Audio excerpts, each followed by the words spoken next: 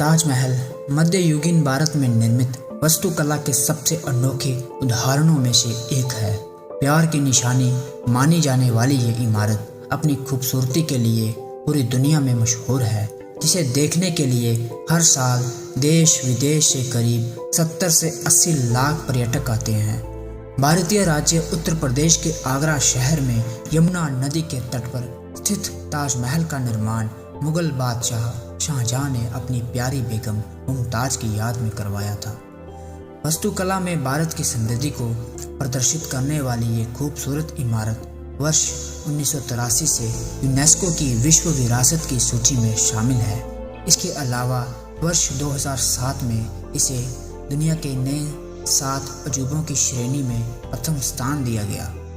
नमस्कार दोस्तों, स्वागत है आपका हमारे YouTube चैनल इतिहास के पन्ने, जहां हम विभिन्न भविष्यों से संबंधित महत्वपूर्ण तथा रोचक जानकारी आप तक आसान शब्दों में साझा करते हैं। आज इस वीडियो में हम ऐतिहासिक महत्व की इस धरोहर तथा इसके इतिहास को विस्तार से समझेंगे।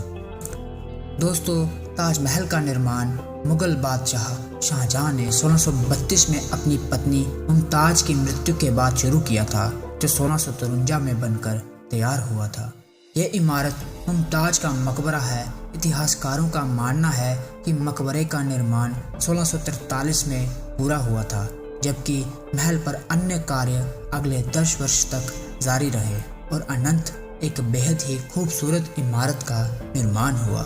ऐसा माना जाता है कि ताजमहल परिसर 1653 में लगभग 32 मिलियन रुपए की अनुमानित लागत से बनकर तैयार हुआ था, जिसकी कीमत आज लगभग 70 अरब रुपए होगी।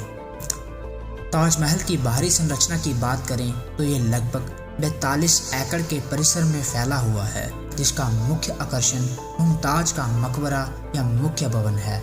मुख्य भवन के अलावा परिसर का प्रवेश द्वार, अन्य इमारतें, ताजमहल मस्जिद, गेस्ट हाउस आदि 4 बगीचे, मीनारें, छतरियां सभी इसकी सुंदरता में 4 चांद लगाते हैं। दोस्तों, ताजमहल का मुख्य आकर्षण इसका मकबरा है, जो 23 फीट ऊंचे चबूतरे पर बना है। यह धनुष आकार मुख्य प्रवेश द्वार के साथ एक सममित इमारत है। मुख्य मेहराब के ऊपर एक विशाल गुंबद मौजूद है।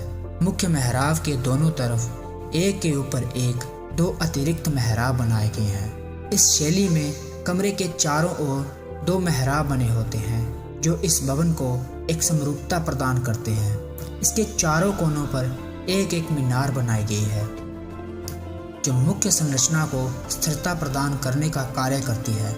सभी मीनारें बाहर की ओर झुकी हुई हैं, जिससे देखने पर यह सीधी दिखाई देती हैं। इसके अलावा इन मीनारों के बाहर की ओर झुके होने का एक कारण ये भी है कि भूकंप जैसी किसी भी आपदा की स्थिति में ये मीनारें मुख्य ढांचे में गिरकर उसे नुकसान नहीं पहुंचा सकती।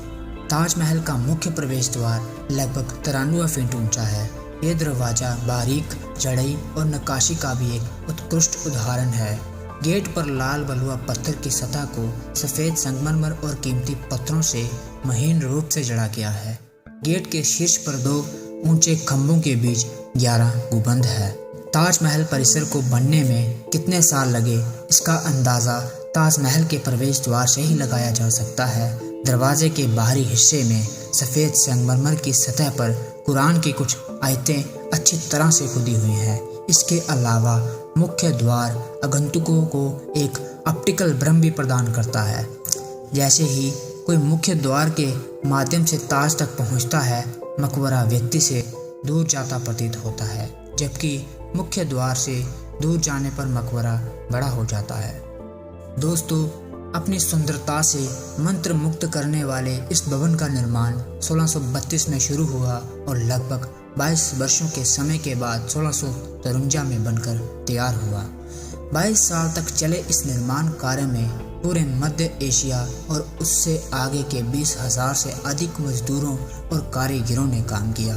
ताजमहल को मुगल वास्तुकला का सबसे अच्छा उदाहरण माना जाता है।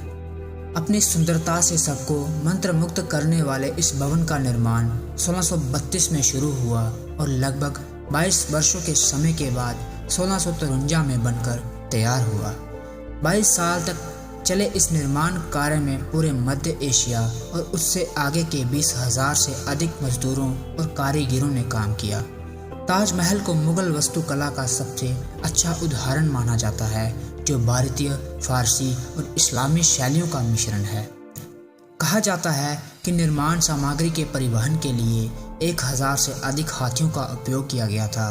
सफ़ेद संगमरमर में जड़े कीमती और उर्द कीमती पत्थरों में चीन से जेड और क्रिस्टल, तिब्बत से फिरोज़ा, अफगानिस्तान से लापिस लाजुली, श्रीलंका से नीलम और अरब से कॉरेलियन शामिल है। सफ़ेद संगमरमर में कुल 28 प्रकार के कीमती पत्थर और रत्न जड़े हुए थे। उस्ताद अहमद लाहौरी भवन के निर्माण में मुख्य वास्तुकार थे। इसके निर्माण में उज़्बेकिस्तान के बुखारा के कारीगरों, सुरैया और ईरान के सुलेखकों, दक्षिण भारत के मेज़ेक कारीगरों और बलूचिस्तान के पत्थर तराशने वाले कंगूरों, बुर्जिया और कलश आदि बनाने वाले कारीगरों सहित 27 कारीगर शामिल थे। इन सभी कारीगरों के मार्गदर्शन में 20,000 से ज़्यादा मजदूरों ने काम किया। ताजमहल को बनाने में वास्तुशास्त्र का भी खास ख्याल रखा गया था। ये मुगलों की मुख्य 4 बाग शैली पर बना है, जिसका उल्लेख मुगल बादशाह बाबर की जीवनी में भी मिलता है। देखने में ये भवन संगमरमर का बना प्रतीत होता है, लेकिन इसका निर्माण ईंटों से किया गया है और इन ईंटों के बाहरी भाग में संगमरमर का प्रयोग किया गया है। 4 बाग शैली एक प्रकार का बगीचा या उद्यान, जिसमें एक बगीचे को 4 बागों में 4 रास्तों या 4 छोटे बागों में बहते पानी से विभाजित किया जाता है। कुरान में वर्णित जन्नत के 4 बागों के आधार पर इसकी कल्पना की गई है। अपनी आत्मकथा बाबरनामा में बाबर ने औपचारिक उद्यानों की योजनाएं बनाने और निर्माण में अपनी रुचि का वर्णन किया है। इन्हें 4 बाग कहा जाता था क्योंकि ये 4 बराबर बागों में विभाजित थे। ताजमहल सहित अधिकांश मुगल भवनों का निर्माण इसी शैली में किया गया था। ताजमहल उस काल की आधुनिक वास्तुकला का अनुपम उदाहरण है। यमुना नदी के तट पर स्थित होने के कारण इतने विशाल भवन की नींव रखना किसी चुनौती से कम नहीं था। रेतली और ढीली जमीन होने के कारण नींव के लिए खोदे गए खड्डे बहुत ही कम समय में भर गए। इससे निपटने के लिए इंजीनियरों ने एक अनोखा तरीका अपनाया, जो आज भी इंजीनियरिंग के क्षेत्र में इस्तेमाल होता है। वास्तुकारों ने ठोस जमीन प्राप्त होने तक लगभग 15 से 20 फीट गहरे खड्डे खोदे और इन गड्ढों को पत्थरों से भर दिया गया। इस प्रकार भवन के पारंपरिक चरण में एक मजबूत नींव का निर्माण हुआ। 17वीं शताब्दी के मध्य में बना ताजमहल समय के प्रभाव से अछूता नहीं रहा है। सदियों से ताजमहल की उपेक्षा की गई और इसे जीर्णता में गिरने दिया गया। 1857 के भारतीय विद्रोह के दौरान ब्रिटिश सैनिकों और सरकारी अधिकारियों ने इसकी दीवारों से कई कीमती पत्थर और रत्नों को हटा दिया था। इसके अलावा इसकी खूबसूरती पर मौसम, प्रदूषण और अत्यधिक आवाजाही का भी असर पड़ा है। प्रदूषण आदि के कारण, अमूल्य वर्षा के कारण ताजमहल का संगमरमर पीला पड़ने लगा है। ताजमहल को लेकर के कहावतें भी प्रचलित है दोस्तों। कहा जाता है कि शाहजहां ने इस इमारत के निर्माण के बाद कारीगरों की अंगुलियों को कटवा दिया था, ताकि वह ऐसा नायाब नमूना फिर कहीं और कभी ना बना सके। कुछ लोगों का मानना ये भी है कि इस ताजमहल को शाहजहां द्वारा नहीं बनाया गया। तो आइए दोस्तों, अब देखते हैं कि इस बेहद खूबसूरत इमारत तक कैसे पहुंचा जा सकता है। ये उत्तर प्रदेश राज्य के आगरा शहर में स्थित है, जहां हवाई, रेल, सड़क मार्ग से पहुंचा जा सकता है। ताजमहल से खरैया या आगरा हवाई अड्डे तक यात्रा करने में लगभग 12 मिनट लगते हैं। ताजमहल और हवाई अड्डे के बीच लगभग 10 किलोमीटर की दूरी है। आगरा को देश के बाकी हिस्सों से जोड़ने वाले ट्रेनों का भी अच्छा नेटवर्क है।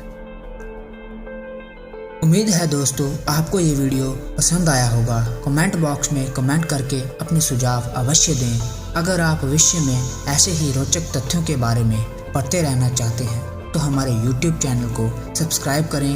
आप इसे वीडियो को सोशल मीडिया मंचों पर अपने मित्रों तथा संबंधियों के साथ साझा करना ना भूलें। धन्यवाद। जय वीर।